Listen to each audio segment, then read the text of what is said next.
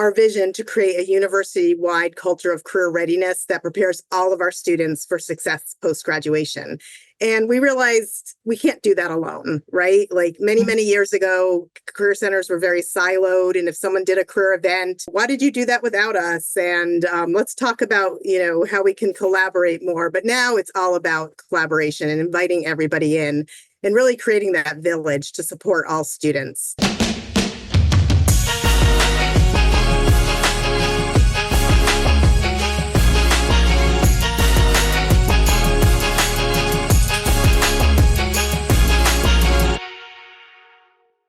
Hey everyone, welcome back to the Career Everywhere podcast. I'm your host, Meredith Metzger, and for this episode, I want to share a conversation our VP of Marketing, Ashley Safransky, had recently with Nancy Bilmes, the Director of the Center for Career Development at the University of Connecticut. In this webinar recording, Nancy talks about how her team built and scaled their Career Champion program to over 800 participants. She shares how they started the program, what strategies they've used to scale it, how they continue to engage champions, what outcomes they've seen, and more. Once during the webinar, Ashley shared her screen to show the resources page Nancy and her team built for career champions on their Career Center website. We'll be sure to include the link in the show notes so you can check it out. Hope you enjoyed the episode. Hello, everyone. Welcome. Appreciate you all carving some time out of your afternoon to join us for this webinar. I hope the new year is off to a great start. My name is Ashley Safransky. I lead marketing here at UConnect, and I am super glad, excited, grateful, all of the things to join this conversation with the wonderful Nancy Bilmes of UConn, University of Connecticut. As many of you know, and especially if you've kind of been paying attention to our collaboration with Nancy and team for the last few years, the UConn team has built and scaled one of the most robust career champion programs in the country. And I'm super excited to dig in with you, Nancy, knowing that, engaging faculty, staff, and other stakeholders is just a really important, goal and initiative of so many career teams. And one way to really make Career Everywhere a reality. So before I turn it over to you, Nancy, to introduce yourself, just a quick few notes for everyone on the session. First, we are recording, so I will share the recording out with everyone via email to all registrants, so you should expect to get that tomorrow. Second, we'll spend the last 15 to 20 minutes of our time today, so the last 15 to 20 minutes of the hour, for audience Q&A. So please do use the Q&A chat that's here in Zoom to submit questions throughout the discussion, and we'll answer most of those at the end. And then the chat box should work. So if someone can go ahead and say hi in there, and we'll make sure that it's there, and I'll be monitoring that as well. Okay, I'll stop talking there for a second. Nancy, can you go ahead and introduce yourself? Sure. Thanks so much, Ashley, for having me here. I always enjoy our chats. My name is Nancy Bilmes. I am the director of the Center for Career Development. I oversee our Career Champion program and our Career Everywhere program, along with Amalinda Rosito. And I'm super excited to kind of give you some updates of some transformations and things that have happened over the last couple of years, and to be here with all of you. Thank you so much for attending and participating in this awesome webinar that UConnect puts on for all of us. Awesome. Okay, so as many of you may know, and as we've kind of shared in some of the webinar outreach and promotion, back in October 2022, we hosted a webinar with Nancy on the same topic. And back then, we really talked about how UConn got started with their program, generally what it entails, just kind of how they got to that initial point. And today, the goal is to really focus on, that element of scale and outcomes. But I do think, regardless, it'd be great just to get that refresher, Nancy. So if maybe you could just share an overview of the program and, how it got started and what it entails and all that good stuff. Sure. It started, the Career Champion program and our Career Everywhere initiative started in 2019. That's when we launched the Career Champion program, but our initial research and benchmarking really started in 2018 when we talked to our stakeholders, to other universities about the Career Champion program. And that's when we started to really form, what does this look like for UConn? And really one of the outcomes, aside from the Career Champion program, about all of these conversations was our vision to create a university-wide culture of career readiness that prepares all of our students for success post-graduation. And we realized we can't do that alone, right? Like many years ago, career centers were very siloed. And if someone did a career event, why did you do that without us? And let's talk about, how we can collaborate more. But now it's all about collaboration and inviting everybody in and really creating that village to support all students. And most faculty and staff, which is what we started with, we introduced alumni and employers about a year after, but most faculty and staff are already having these career conversations, right? So we figured a Career Champion program would help support them in these efforts since they're experts in their fields and we're experts in career. So we were looking for an avenue to share content, updated data and resources with our university community. Awesome. And I think, that really embraces this idea that we talk a lot about at UConnect of, career conversations are happening all over campus, and this mentality shift from being the sole provider of career services to the facilitator of career services, and really enabling, all of the stakeholders across campus to have those conversations. I know you mentioned faculty, staff, but you just mentioned employers and alumni that you added. Can you give kind of, a breakdown of roughly what the mix is? Sure.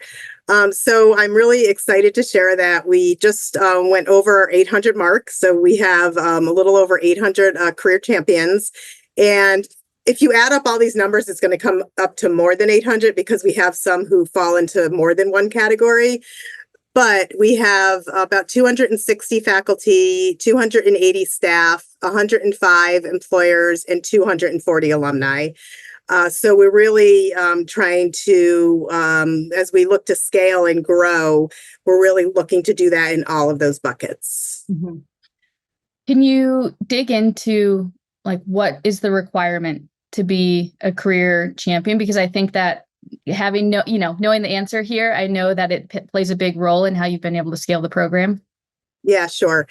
So as we did our research and our benchmarking back in 2018 and talked to the few other universities who had career champion programs, because they really started becoming popping up probably around 2017, 2018.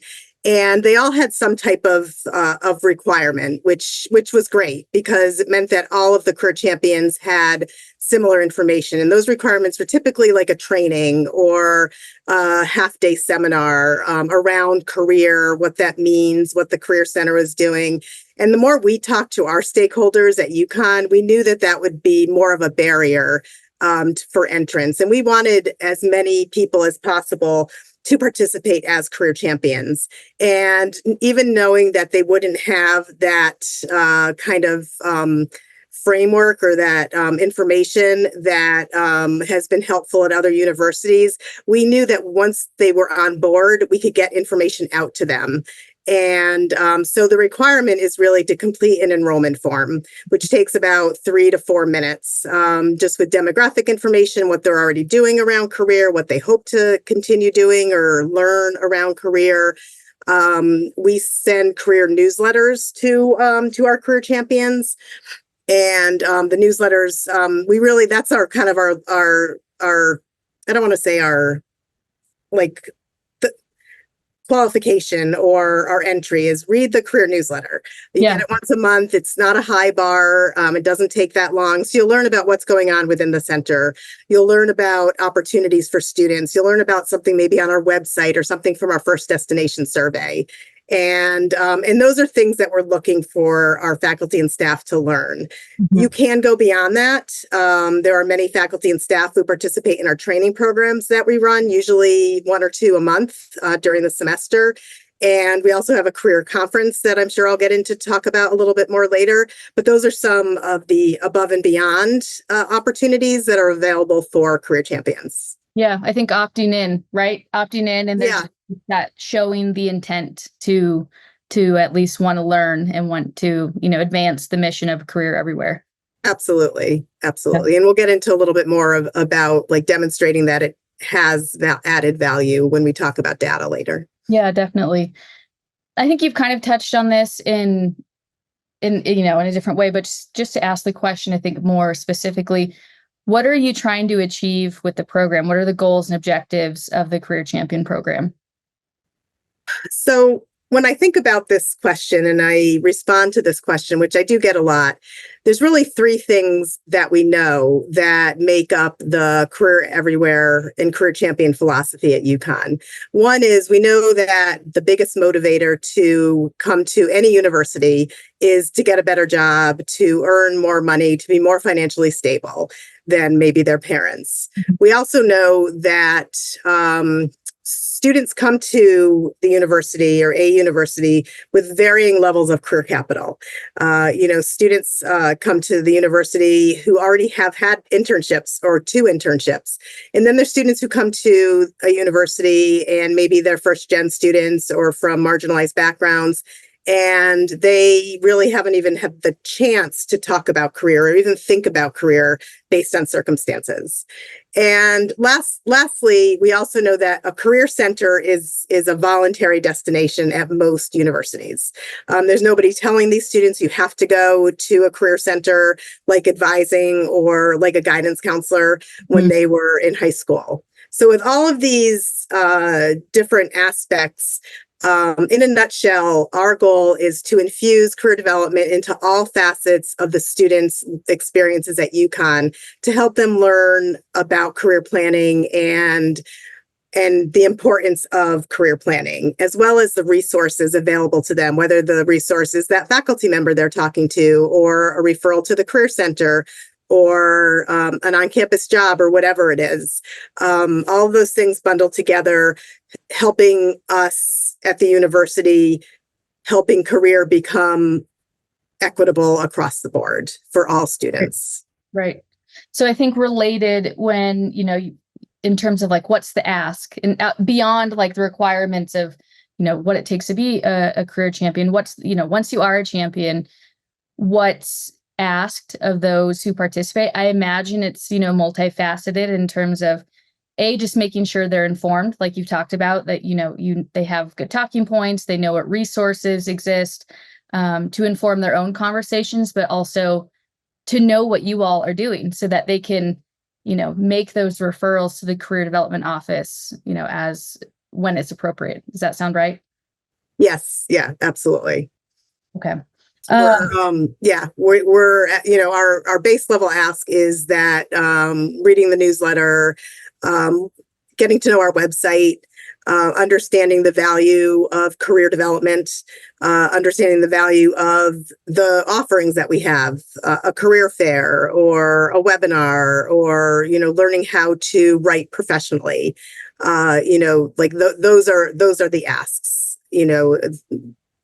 From us to our career champions. Sure. Yep. So UConn has been, longtime partners of UConnect, which we're proud and excited about. Can you talk through briefly just how you're using your website or your UConnect platform, Virtual Career Center, to both educate and inform your career champions and to have, a specific place for them to go and to engage with them? Yeah, absolutely. Within the first year or so, we created our career champion resource page on UConnect's platform, and it was really a great opportunity for us to include all the data, all the information, all the resources that we wanted career champions to be able to have easy access to. So I mentioned earlier that we have about 1 or 2 training opportunities a month. We record those and we put them onto the resource page so any career champion can then come and watch the recording of something that they may have missed. Mm-hmm. We also have links to previous presentations, which is super helpful, as well as upcoming presentations.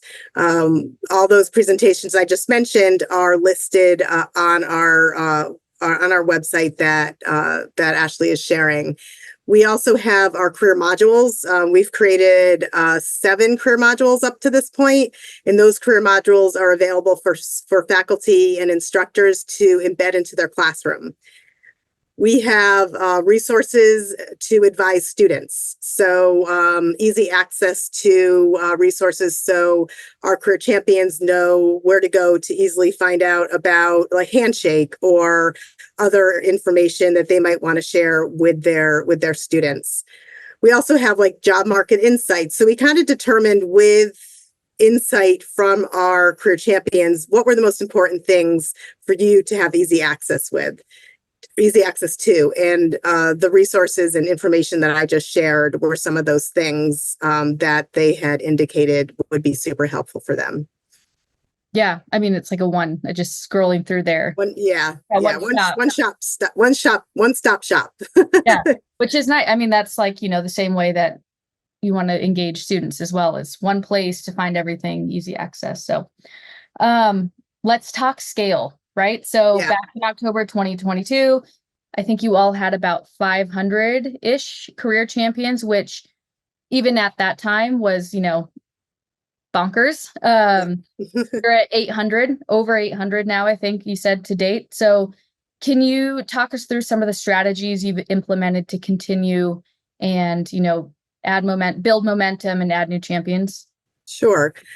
So there's several different things we've done. I'll talk first about our committees. So we have a committee that is focused on faculty. So faculty meet once a month to learn more about what other faculty are doing. We have a career champion advisory board. So those are folks who get together and give us some feedback and share information about what they're doing around career and what's been helpful. And our most recent committee is a career plan development committee. So we're creating a career plan to kind of go along with a student's academic plan to help them think about milestones throughout their university career from a career standpoint. So those committees have really helped engage some of our career champions and help us to recruit additional career champions because they talk about it, they're enthusiastic about it, and they have a reach that we don't have because they have their own networks. We also have recently added a faculty fellow to our staff, and this is our 3rd semester with a faculty fellow. Last semester we had 2, and those are faculty from various departments who are career champions, and they really want to engage above and beyond what a career champion would be able to do with a stipend. So we have them from about 3 to 5 hours a week, and they help us reach out to other faculty member in their networks. They do workshops for us. We had somebody last semester who was from the humanities department and did a workshop from the humanities perspective, which was great because it's a academic space that is difficult to penetrate. We've had them help us with assessment. So if faculty are using any of our modules or the NACE career readiness competencies, we had a faculty member who helped us create some assessments. So again, they're integrated into what we're doing and really learn and understand at a higher level, and they share that with their networks as well. So that's another way that we've grown the program. Some of the other ways that we're doing it from more of a ground level are through the academic liaisons that we have in our department. So each of our career coaches and our staff have a liaison to a different school or college. So they will go into potentially a faculty meeting or another meeting. They'll potentially meet one-on-one with faculty or staff through those departments. And sometimes be creative in, there was one of our liaisons who had their students write letters to faculty in their areas to invite them to become career champions. So that student outreach is something that's been done a couple times, and we're looking to make that even more of a presence within the office. We have our first destination that many career centers do, and one of our questions that we added 2 years ago is asking them if anyone at the university assisted them with their career planning. And they many of them did say yes and provided the name and email. So from there, I reach out to them, letting them know that they've been recognized in that space, but also then inviting them to become a career champion so they could learn more about what we're doing as a career center. We reach out to new faculty. So we're still trying to figure out the best time to do that, because it might not be when they're first coming to campus, Right. Because they're inundated with information. So we're still kind of massaging that and trying to figure out when the best time to do that is. We have our CPR team, corporate partner relations, does outreach to employers, and our alumni representative on our committee most recently went into People Grove and emailed our alumni mentor volunteers in People Grove to become career champions. And our alumni group has expanded dramatically from that outreach. So those are different ways that we've been growing the program over the last year and a half. And it's definitely has been, we've seen the results from that. Yeah, I think, my takeaway from that is it's just a lot, a lot of really intentional outreach. And sometimes it's big and sometimes it's small. It seems like bigger initiatives and small, but it's all very intentional and, casting that wide net. That's really impressive. Yeah. And I think, one thing that is super helpful is that we have a team. We have a Career Everywhere team, and a shout out to everyone who's doing all of this work. All of the work is done by the entire staff, but we also do have a Career Everywhere team who, does a lot of that intentional recruitment and that intentional outreach. And, this isn't done by just one person or just by me. This is a department-wide effort with some people having more of a role in it. But it's definitely a department-wide effort, and I definitely want to shout that out to my team. Yeah, that's awesome. I want to ask you, actually, it's not, on my list here, but yeah. Can you expand on that Career Everywhere team? What is that like? What does that mean? And what does that kind of entail? Yeah. So we've identified people on our staff where it makes sense to have a representative. So, for example, I mentioned Amalinda before. She runs our team meetings and really runs a lot of the strategic planning and whatnot. So she and I got together and really thought about who makes sense to be on the team. So we, decided that, it really makes sense for someone from our programming area, because a lot of what we're doing is programming. It makes sense from somebody from corporate partner relations. And even before we started recruiting employers, we knew that employers would be an important part of this. So we have somebody from our corporate partner relations. We also have 5 campuses, so stores and 4 regional campuses. And it was important that somebody from the regional campus be a part of the team, as well as marketing, because you can imagine that our marketing is an important part of this process. So we have somebody who does marketing within our office, and he's also part of our team.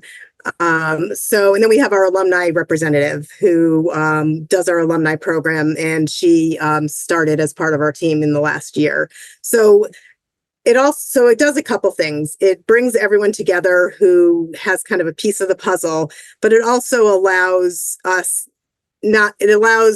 the distribution of work to go amongst everybody and not just 1 or 2 people.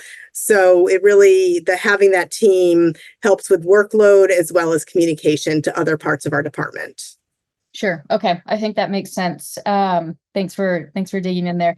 Have you found, growing from 500 to 800, just in that small, however, less than 2 years time frame, are you finding kind of like the snowball effect that the more, the bigger it gets, it's more quickly growing and getting bigger, or not so much? You know Right, what I mean? right. Yeah, that's a good question. A little bit of both, honestly. So we do find that there's periods of time where, we are getting more of that snowball effect where, it might be the time of year where, we find that, faculty or staff or alumni are hearing it from others and are joining. But I would say more so, we're getting to the point where the folks who were already friends of the Career Center back in the day have joined over within the early, we're early adopters. Uh, And so in some ways it gets harder to recruit because we're now getting into, trying to recruit those people who don't have don't have the perceived time because they think it's going to take longer than it will, or don't think it's their job, or, aren't necessarily student facing, which is fine. So I think that it's a little bit of both. There's more challenges because a lot of people who already knew about us and were working collaboratively with us, but we do get some periods of time where, the word gets out and we do have more of that snowball, if that makes sense. It does make sense. And I think, like you said, you got the early adopters, the innovators sort of who, Right. you were able to go with the goers a little bit. And then now it's focusing on the laggers and bringing it in those, which, because just one more thing about that, like the number we have, 800, is great. Like I'm not knocking that number at all, but if you look at like the number of faculty and the number of staff we have, like the 240 and the 260 or the 260 and the 280, it's about 12% of the campus population. So when you look at it that way, we have a lot of room for growth, right? Because, it's not even 50% of our population that we have to move. And of course, with alumni and employers, it's kind of infinite, but that's also just not realistic. But for our campus constituents, it's 12 or 13%. So that puts it in a different perspective. Yeah. No, totally. Yeah. It's clear, you all are putting in a lot of time and resources and intentionality into the program, and I know that you were really excited to now have some outcomes and data to talk about. So maybe we can dig in there. So I'll just turn it over to you to really talk about some of the outcomes that you've seen from the Career Champions program. Yeah. So we were really excited. Last fall, we conducted a faculty and staff survey, and we really did it for like 5 weeks in the fall and then 5 weeks in the spring, and to try to get the biggest reach that we could. And we had over 500 respondents, which we thought was great. That was kind of our goal. Well, actually, it was my operations manager's goal. Mine was a little bit less, so I'm glad we achieved his goal. So within that survey, we interviewed both career champions and non-career champions. And we found that those who are career champions were 35% more familiar with the NACE career readiness competencies than non-champions. So that's huge, because most non-career champions, I think only 7 or 8% had even heard of the NACE career readiness competencies. So even though we don't have training and we don't have, presentations that the career champions need to participate in, they're hearing us and they're listening. So that was really great. We also found that career champions refer to the Career Center at about 30% more often than non-career champions. So they might be referring to a one-on-one, or they might be referring to a career fair, but they're making that referral more often. And then about 48% of career champions are more familiar with resources for faculty, because we have resources specifically for our career champions and our faculty and staff. And there was about, like I said, a 48% more familiarity from career champions. So that was data that was found through our survey.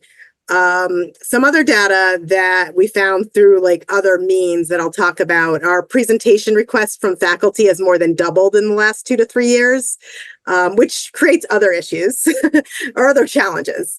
But we were excited to, they're hearing about us, they value what we're doing, so they want us to come into the classroom. Student usage of the center, especially one-on-ones and career fair attendance, has also gone up. Again, both of these things we can't say they're directly related to the Career Champion program, but there's a correlation. Great correlation. Yep. Yeah. From our first destination survey, and again, this is more of a correlation as well, but for the past 2 years, we were at a 90% positive outcomes rate. This year, we were at 92. So that's a huge jump, and we were super excited about that. And obviously, again, no direct data, but a correlation. And then another exciting, again, correlation is that 83% of students utilize career services compared to the national average of 54%.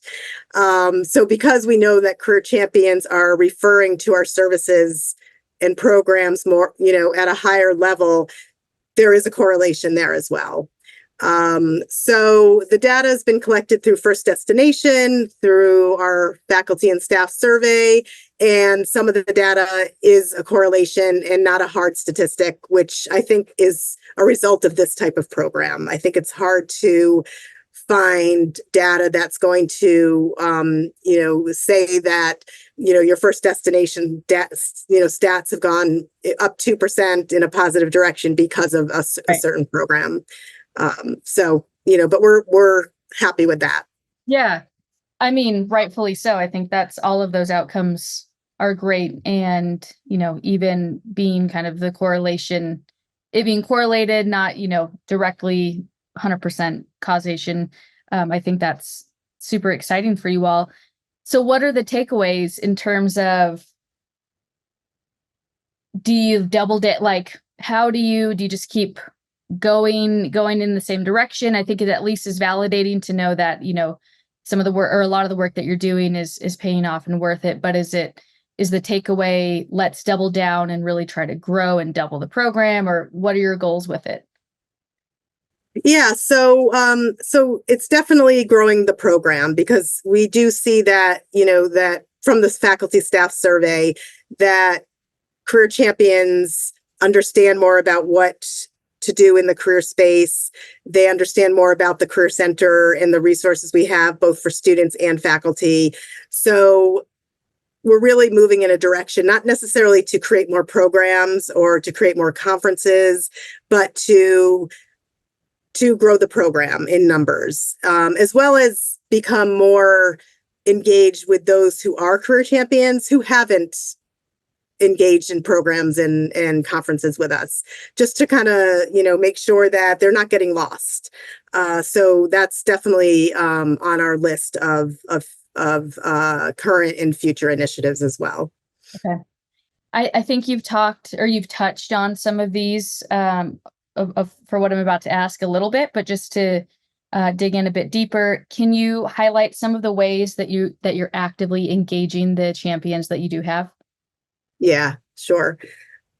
So when they first become a champion, we have been alternating back and forth between offering a welcome meeting, which again wasn't mandatory, but we weren't getting a lot of traction on that. So we changed to more of a welcome email. But we're now going to be offering going back to meetings, but also doing more of those in webinar format, where they can learn about kind of what do I do as a career champion and who do I contact and all of that. And they also get an email from their liaison within the department. So they get a little bit of information and touch points at the beginning. We offer, I had mentioned, like there are training programs and our workshops and our conferences. We also offer one-on-one consultations. So one of our newer roles within the Center for Career Development is our career readiness program designer. And this is somebody who has a background in teaching and does a lot of our consultations with faculty for faculty who want to integrate career into the classroom. She also creates the modules for classroom presentations as well. There's also our modules that faculty and instructors engage with and use as part of their courses. And then presentations from our team in mostly classes. We have had some like groups and other like employers ask us to come in, some of the larger employers on campus. And then Also, we have an alumni and employer class presentation program where faculty and instructors can indicate that they want to have an employer or alumni come in and talk to their class, and alumni and employer career champions can indicate that they want to, and then we'll work to kind of facilitate that opportunity. One of the newer things that we've been doing in the past year and a half is really targeting supervisors because we have about 6,000 student jobs on campus. And we know that not all supervisors are trained. Sometimes you come in, it's not even part of your job description. And I'm sure that a lot of university staff who are here probably experience similarities at their universities. So we're starting to do more of a supervisor series where we have 1 or 2 supervisor presentations, and those have been among our most popular presentations that we've offered. So that's been something that is newish, and we're going to continue to focus on moving into the future. I love that. As someone who supervised students on a college campus before, I can see how that would be. You can resonate a little bit. I can resonate. I think that's fantastic. What have been some of the biggest challenges or obstacles, you and the team have faced as you've worked to scale the program? Sure. I think as with a lot of things, time. So, we're looking at all of what we're doing. We've been looking at, from a strategic planning perspective, and what is our priority? Is the career champion or outreach to faculty and being facilitators of career, has that kind of grown to be one of the more important things we do within the center? And what are those things that we've been doing that maybe it's time to sunset? And we're kind of in the midst of that. So I don't really have a report, but, we're looking at how do we sustain the program and how do we, have the time for staff to be meeting more in faculty meetings and faculty one-on-one or supervisors or advisors. And so that's the challenge, is really looking at everything we're doing within our department and figuring out, how to prioritize and make some difficult decisions sometimes. Yeah, absolutely. That was going to be actually one of my questions, just about how are you making decisions around balancing growing this program that you feel is successful when there's a million and one other things to do, and time is limited, and there's not single positions dedicated to the program. It sounds like you're using time from various different people in the office who have other priorities on their just on them. So I'm curious, any issues with getting team buy-in to take part in the Career Champions or the Career Everywhere team or the program? Yeah, I mean, I think, there is definitely buy-in. I believe that staff see the value, but there's always questions about, especially at certain points during the semester. Well, I've got these students I'm supposed to meet with. I also have these faculty that you want me to meet with, or others within campus or externally. And, one of the things we did last semester, for example, is we tried to look at our career coaching timeline to see, well, when are we most busy with one-on-one career coaching? And can we kind of look at those weeks, say there was about 6 weeks where those on our team who do career coaching would have a focus on that. And then at the beginning of the semester, when students are getting settled and whatnot, the projects around the Career Everywhere and the Career Champion program might take priority. Or then within the winter break and summer, the priorities. So looking at chunking the year as well has something that we just started doing, and I think has had a little bit of impact. But also looking at, for example, presentations, like the typical presentations that career offices do, like resume writing, interviewing. We used to do those, we used to do 2 of each during the semester. We now only do those if we're requested. All the others are through webinars. So students can still come on our website if they want just like a resume overview, but we're not going out and doing presentations unless they're co-sponsored with like a club or a faculty member or something like that.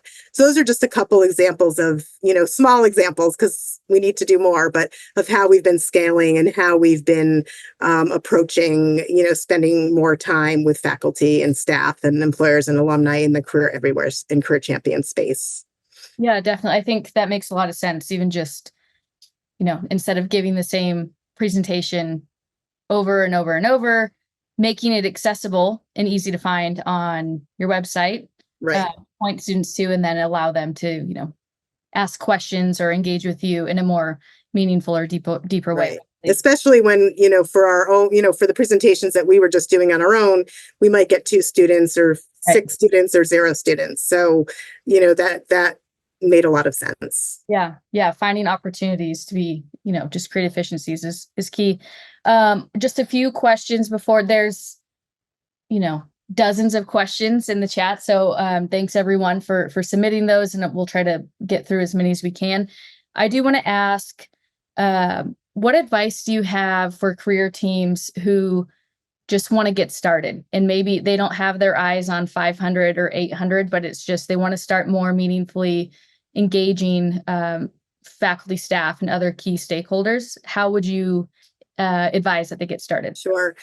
I would definitely start with, even if you've been at your university for a while, I would start with a talking tour, with focus groups, with, meeting with constituents, what you're thinking about doing, and ask for feedback. I mean, we always asked what would be the biggest barrier, and the answer was always time.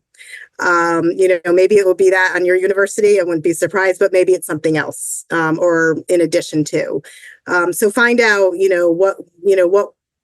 what would be a barrier? What would be something that they could buy into, and how are they already helping students? So I definitely do a talking tour. I would also think after you get your data, talk to other campuses as well, benchmark. I would also think about what is your need, what is your mission, like why are you doing this? What is the reason that this might work on your campus? And buy in with administration, your faculty, your deans, your department heads, your provost, your president, see if there's buy-in. I think I always talk about support in action. There's buy-in in the sense that you're supported, and your administration supports, or your boss supports the role, but is there going to be any action they can take? And it might be yes, but it might not be the best time. So you have to decide, do you want to start at a grassroots? And that's what we did. We started at grassroots, and there's growing pains, but it's definitely been successful in a lot of different ways. So those are some advice. And I also have a team approach. Even if it's just 2 or 3 people, don't try to take this on your own, unless of course you're an office of one, then this might not be the best approach for you. Yeah. Awesome. That's a great advice. I'm going to transition here into the Q&A. And Nancy, there's a question. I'm just going to go through these, and we'll go through as many as we can. So if they seem out of order, please bear with us. Do you have a sample of a newsletter you'd be willing to provide, maybe as a follow-up that we could share with the webinar follow-up? Sure, absolutely. I believe they're also on the website, the Career Champion resource page that keeps everything organized, that we collaborate on with UConnect. So you can look there as well. But sure, we can share one with you, Ashley, so you can send that out afterwards. Awesome. And we will share as many, just for the audience, we'll share as many resources as we can. Nancy, you and I can touch base and really absolutely things that we want to make sure we highlight. Nancy, you mentioned UConn has employer members. How is this facilitated, and how are sessions with employers different than those with staff faculty? Yeah, that's a great question. I would say that's something we're continuing to work on and evaluate.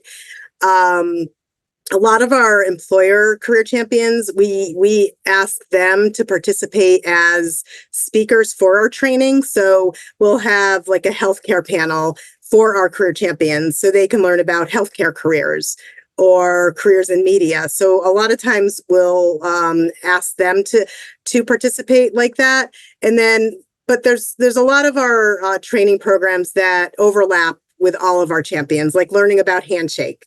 Employers know it from a posting perspective, but if they're a mentor for a student, they might not know it from the looking for jobs and other information perspective.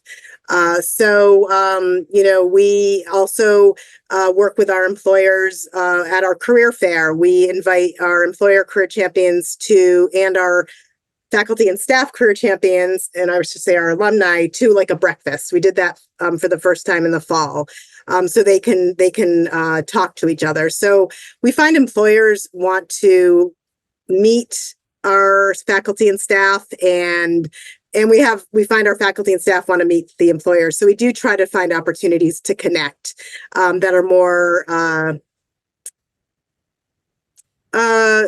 that are easier than having like a special session. Sure. So that's why we try to use our career fairs or our conferences where employers and alumni, faculty and staff will all be together anyway. Yeah, that's great. I'm looking through, there are several questions related to, so I'm going to do my best to group it into one question around engaging faculty, which is, always one that comes up. Can you maybe just give some, how you all have approached engaging faculty in particular? Have there been any, institutional roadblocks that have been put in the way? Someone mentioned that, they have to outreach to faculty has to be done really carefully because of regulations from Faculty Senate. So maybe how you have approached it, and then guidance for those who may have, some barriers in place. Sure. So that's a great question. Again, something that we still have some pain points with.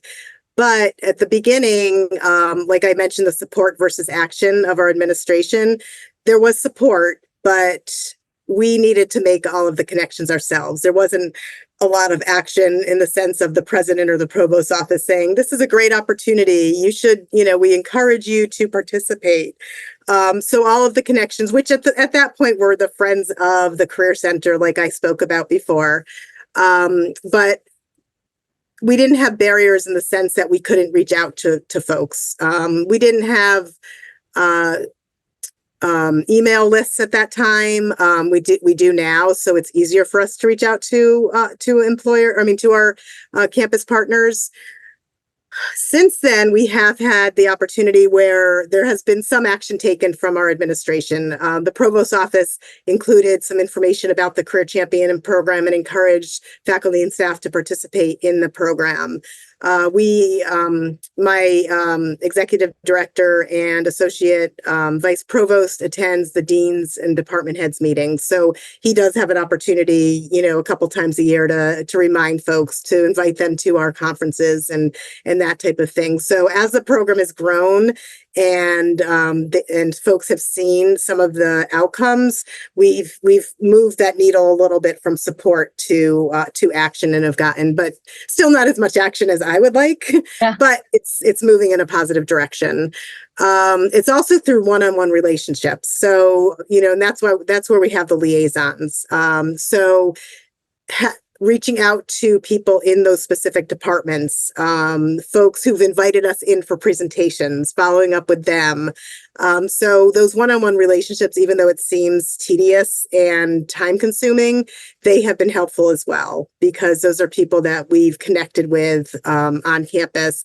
And then asking them, is there someone else within your network or your department who you think would be interested in this type of opportunity, and then following up with them as well. So there's, a lot of different ideas that we've worked with, but some of those are the ones that have probably worked best for us. Yeah, that's great. Thanks, Nancy, for covering that. Can you talk about how alumni serve as career champions? What do they do in that role? Sure. So our alumni are really continuing to get information on how to be a mentor and how to be a positive mentor.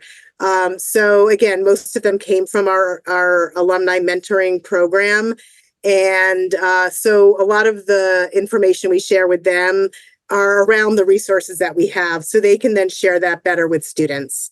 Also, inviting them in to talk to our faculty and staff career champions, inviting them to like the career fair breakfast, because the majority of the folks who come to our career fair are alumni. And so we tap into them, especially the career champions, to talk to faculty and staff about what they're doing post graduation. We also tap into our alumni career champions for programming. So if we're doing a panel or something else where we're looking for industry professionals, we'll look at that group of career champions and ask them to participate and run those programs. So it's back and forth. It's, helping them to understand what we do. So when they do connect with our students, they have those resources, but it's also, them wanting to give back and us creating a platform for them to be able to do that. Excellent. Let's see, is the monthly newsletter the same for all of your groups, faculty, staff, employers, alumni? Yes, it is. The only group that it kind of is a little bit different for is our AVPs, administrative group, who aren't necessarily career champions, but he sometimes adds or takes out some content. So, we do, our newsletter is, and the content in the newsletter is such that it would be interesting. Most articles would be interesting to most audience members. If you told my marketing professional that he needed to do one for each group, I don't think he'd be very happy. Pick and choose what makes sense. As a marketer myself, very well.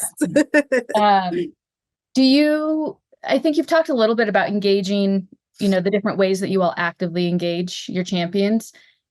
Do you find that most of the champions stay active and engaged throughout the year? Or are you just continuously marketing them to stay engaged and to stay active? Or is that something that you track? We do track we do track if they come to a program or like the conference or have a one-on-one meeting with somebody on staff. And it's probably about 30% or maybe a little bit higher are active in that way. The others, we are making an assumption that many of them are reading the newsletter and becoming familiar with our website. We haven't found a great way to track that piece of it yet. We've talked about several different avenues to get feedback from career champions, but those who aren't necessarily as engaged won't be giving us, won't be the ones who would necessarily give us that feedback. So it's definitely a challenging space to kind of, for those who we don't hear from on a regular basis, to determine how engaged they are. This idea of, small teams wanting to take this on, teams of 1, 2, 3, is kind of a theme here in the questions. Can you give some advice just around, for teams who want to get started and maybe it's just on one person to get started? How many hours do you think is reasonable to spend, or just how would you kind of get started? And I talk about it with the grassroots, perspective, but any thoughts there? Yeah, I think most of us within the Career Center already have our friends.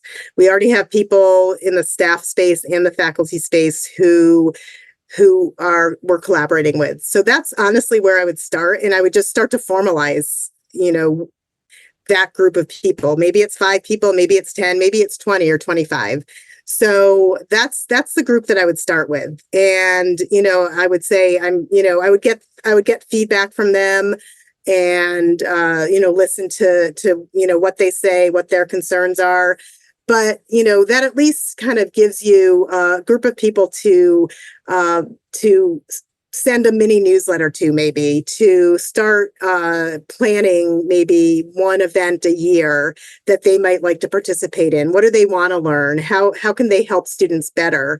And maybe it stays that way for a little while. But I think anything, just to start small and just formalize what you already have, I think just puts things in like a little bit of a different space than having, just, people, here and people there. Yep. It gives you kind of that space to have a program or something similar to that. Yeah, I think that's great. Some more Ask Nancy advice questions. Any advice for campuses that have an online campus, or like maybe any advice for facilitating this for a mostly online institution? Sure. Since we started this mostly during the pandemic, we did start in 2019, but then very quickly the pandemic came. We did most of this online. And quite honestly, we still do because of our regional campuses. Most of our conversations with like our faculty advisory board or our faculty subcommittee or our programming, the majority is virtual. And because we don't want to leave folks from any of the campuses out. And it's difficult, obviously, as you can imagine, to get from one campus to another. The only events that we have in person we'll have like a coffee and career, and we'll do it here in stores. And then some of the regional campuses will do it at their regional campus as well. Or one of the campuses will have like a Waterbury career conversation for career champions. So, so I think all the technology we have can, make this really seamless as a virtual only program. Great. Do your career champions help with events like mock interview days? And I'll just add on to that, or similar types of programming? We haven't gotten to that point yet where they help with like mock interview days. They help more with training each other. So our faculty will offer some trainings for like employers or for other faculty, as opposed to for students. We are doing this coming semester, the first alumni in residence who is a career champion.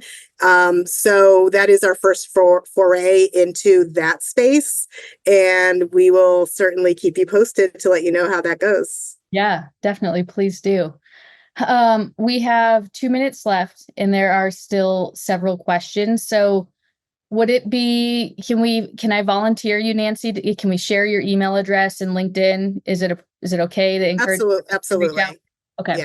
Yeah. I'm happy to talk about this with anyone who wants to reach out. It's, you can tell that I'm excited about it, and we all share our information. So I'm happy to do that. Yeah, I appreciate that. And what's next? Like, what's next for the Career Champion program? What's on the horizon? What are you guys shooting for?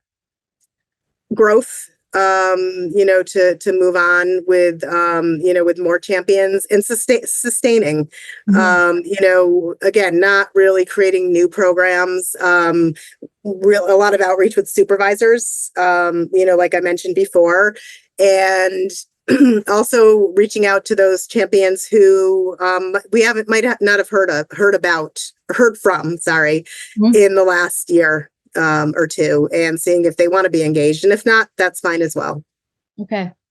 I'm thinking we're going to need some time to do like a live AMA with Nancy, and maybe bring Amalinda. Yeah, absolutely. And we can do a live session. So everyone be on the lookout for that in the next few months. And we're at time right about. So Nancy, I just want to say thank you so much for just always being so generous with your time and your knowledge and your experiences. It's super impressive what you and the team have done with the Career Champions program. And we're so grateful to get to work with you and the team. So thank you. Thank you so much for having us. All right, everyone. Stay warm and hope you all have a great rest of your week. And again, be on the lookout for an email tomorrow with the recording and resources and a way to get in touch with Nancy. All right, take care.